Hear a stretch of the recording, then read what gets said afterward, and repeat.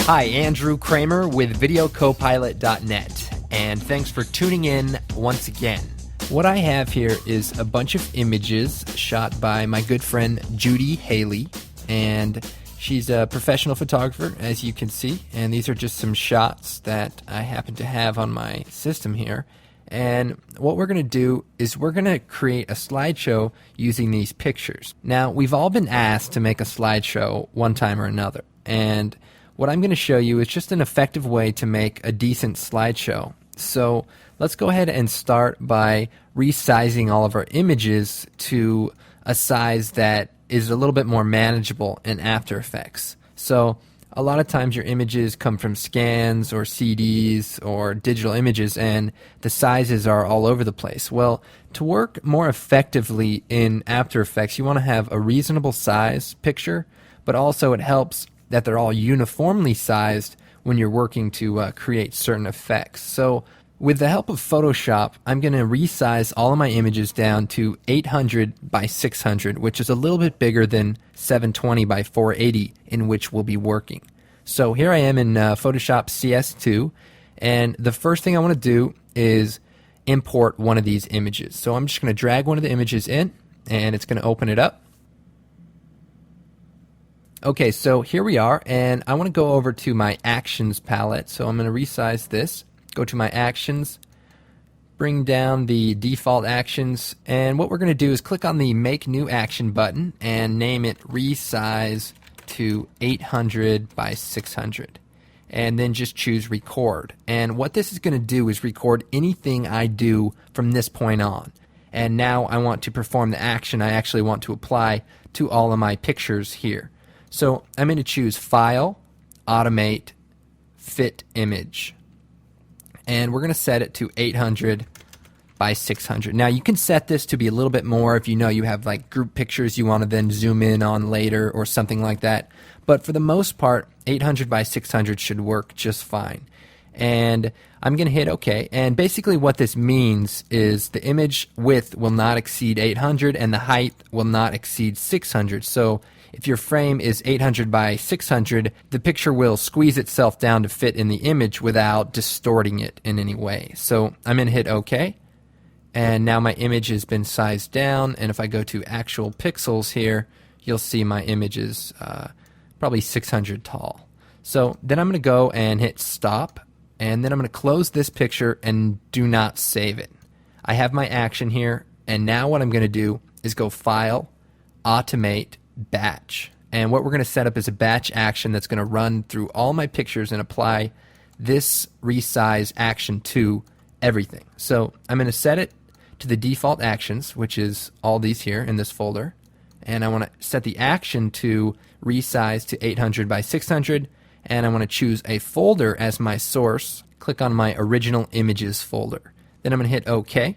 We can also include subfolders, but for this particular case, I'm not going to. Now, the destination is what it's going to do with these pictures after it processes them. Sometimes you don't want to erase over your original pictures, obviously, because you may want to go back to them later. So I'm going to choose Set to a Folder, and I'm going to set Choose. So I'm going to browse to my output folder called 800 by 600, select it, and choose OK. Now what's going to happen is it's going to save the image into this location after it performs this action. Then you hit OK and go sit back and relax for a few minutes. As you can see, all my pictures have been resized and are ready to import into After Effects. So what I'm going to do is take my 800 by 600 folder and drag it into After Effects. By holding down Alt, we can drop it into the project and it will import the folder along with all the contents inside. So now all my pictures are now inside of my project folder. I can then start creating a slideshow. Now if I select the first one, go down, hold Shift, select the last one, I can then drag it into the Make New Comp button, and this fancy dialog will come up. I can say create a single composition, use the dimensions for say any picture. I want the duration of each picture to be 4 seconds, and I don't want to add it to the render queue. I want to sequence the layers, that means put them back to back, and I want them to overlap 20 frames and dissolve. I'm going to hit OK. And now if I play through this, you'll see all of the layers kind of fade together. And if I set my composition to my output size, so in this case NTSC DV, that would create my composition this size. Now you can see all the pictures fit in here. They're a little bit big, but that's okay. But the problem is this is After Effects, and while this is a slideshow, it's not very impressive. So we're going to not do it that way. We're going to just go ahead and delete this composition. What I'm going to do instead is create a new composition, and this time use my output settings, which would be NTSC DV, choose OK, set the duration to 4 seconds exactly. The duration of the composition in this case is going to be the duration of each image, and I want all my pictures to play for 4 seconds. Then I'm going to hit OK, and now I have a 4-second comp, and now I'm going to drag all of my images out. So I'm going to select the first one, select the last one, holding down Shift, and drag them into the comp. And the order in which you select them is the order in which they're going to be distributed. So make sure the images are in order, or if you hold down Control, you can select them in however order you want. Anyway, I'm going to go here, select all these layers, hit Alt Home, and line them up. Now, what I'm going to do is apply some parameters to one layer, and then copy those parameters and apply them to all the layers. So I'm going to solo this first layer here, and I'm going to hit S to bring up the scale properties, go to the beginning of the composition, set the stopwatch, go to the end, and set a keyframe. So now I have 2 keyframes at the beginning and end. Then I'm going to size this down just inside the composition. Now, you might have a hard time getting it exact, so if you right-click on the layer, choose Transform, Fit to Comp Height, then it will fit it in there. But be careful, because if you change the fit to comp, it'll stretch it out, and you don't want to do that. So just fit to height, and that will work good. Then let's go ahead and move to the end here, and let's set the scale up to just a little bit more than that. So depending on the size of your input image, the scale will change because it's relative to the size of the layer. So we want it to start at 80 apparently, and we want it to go to say 90. So that's a 10% increase over time. So if I were to copy this scale parameter to all the layers, then I would have a nice slideshow where all the layers would slightly push in and all cross dissolve throughout the piece. But this is After Effects, and I think we should take it to the next level. So I'm going to add an effect that will just slightly enhance this slideshow. So with the layer selected, I'm going to choose Effects, Blur, Fast Blur, and I'm going to set the blurriness to say 25, and I want to repeat the edge pixels. Okay. Then I'm going to set the stopwatch for blurriness, move forward to 1 second, and turn the blurriness down to 0. So that my image now slowly blurs into focus. And if these were all sequenced together, they would not only blur into focus, but they would also fade together, which would make for a nice effect. However, I don't want the image to be totally blurred out like this. So actually, I'm going to hit U on the keyboard to bring up all the keyframe parameters, and I'm going to delete this second keyframe. I'm going to go ahead and just leave this effect blurry the entire time. But on top of this, I'm going to choose Effect, Channel, CC Composite. And what I'm going to do is composite this original source image on top of it. So watch what happens when I change the opacity. It kind of makes a cool diffusion look rather than a full-on blurred out look. So instead of keyframing the blurriness, I'm going to keyframe this layer's opacity over top itself. And because this effect is all part of this one layer, I'm not duplicating layers and causing a mess in my composition. I could then copy these parameters to all my other layers, and they will all be part of one layer. So let's go ahead and keyframe the opacity of the CC composite effect. So I'm going to set the stopwatch at the beginning of the composition, move to 1 second, and turn the opacity up to 100%. And now what's going to happen is it's going to slowly kind of go like that. Then I'm going to hit U, and I'm going to shut the keyframe off for blurriness because I don't need it. And I'm going to select these two opacity keyframes for the composite effect and choose F9. And let's go ahead and preview this. Okay, so it basically kind of just slowly comes in and it looks pretty darn nice. So let's go ahead and copy all of our effects to the rest of our layers. So to do this, you collapse the layer, and instead of hitting U, we're going to hit U 3 times. U. So then I'm going to select Fast Blur, hold down Shift, select Composite, and then select Scale. So now I'm copying all the parameters that make up this cool effect. Then I'm going to choose Edit, Copy. Then I'm going to select all my other layers besides my first one, hold down Shift, choose Edit, Paste.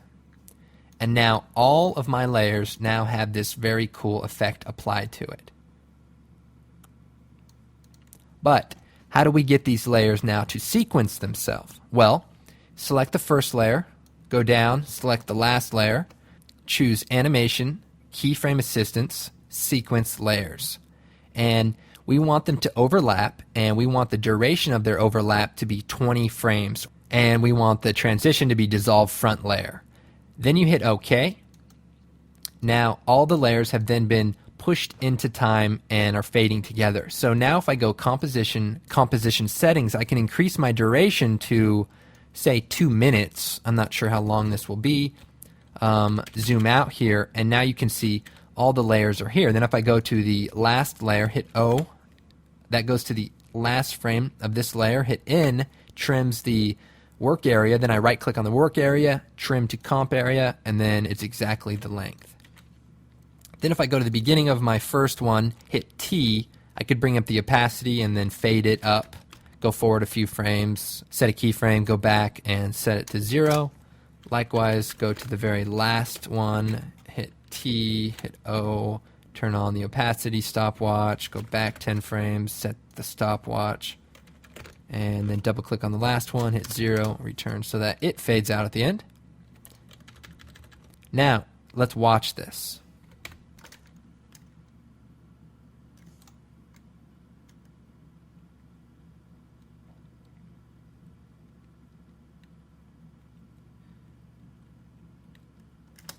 Okay, so you're thinking, well, did that take a long time, or was I just teaching it really slowly? Well, let's find out. Composition, new composition, set the duration to whatever length you want the images to be, 4 seconds, and set your preset. Choose OK. Go to your images, select the first image, go down to the last image, hold down Shift, drag them out to your comp, hit Alt-Home to bring it to the beginning, then select the first layer, hit S to bring up the scale, click it, go to the end, set a keyframe, go to the beginning, right-click, choose Transform, Fit to Height, go to the last keyframe, set it to 90%, that way it goes from 80 to 90, then go to Effect, Blur, Fast Blur, 25, set Repeat Edge Pixels, select the layer, choose Effects, Channel, CC Composite, change the opacity to 0, go to the first frame, set the keyframe, move forward 1 second, set it to 100%, hit UU on the keyboard, bring up all the parameters, select the first one, hold down Shift, select Fast Blur, Composite, and Scale,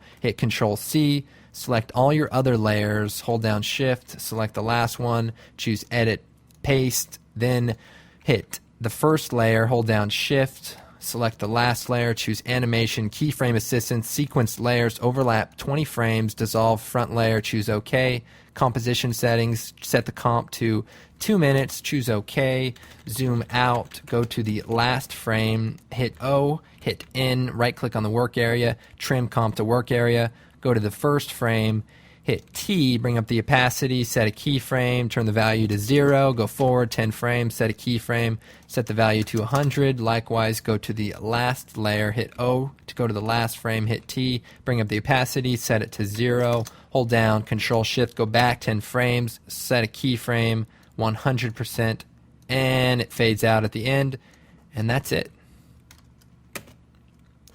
There's our slideshow. I don't know how long that took, but you could imagine. Now, once you get down the whole actions thing, you could be knocking slideshows out in minutes. I'm not kidding, minutes.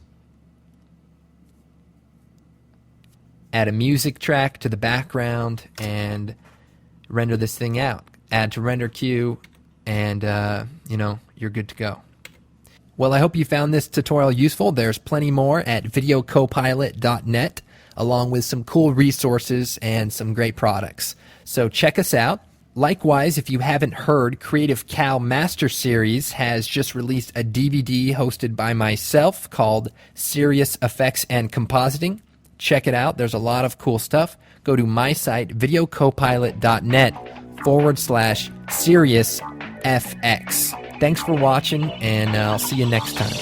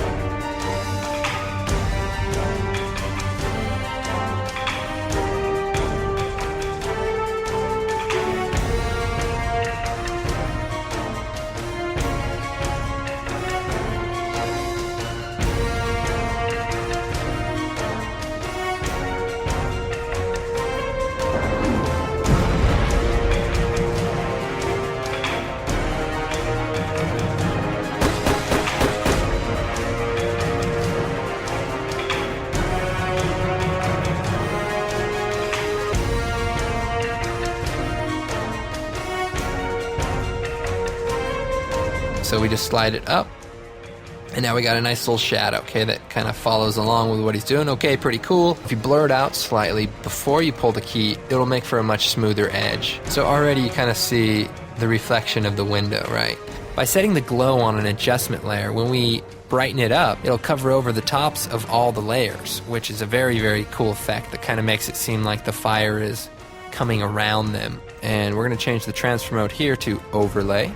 But I definitely want to try to give it more of a third dimension. Okay, so you're thinking to yourself, well, this looks pretty good, but I didn't pay good money for a tutorial to show me how to draw an outline of a muzzle fire. So I'm going to hit apply. Tracking data has applied itself.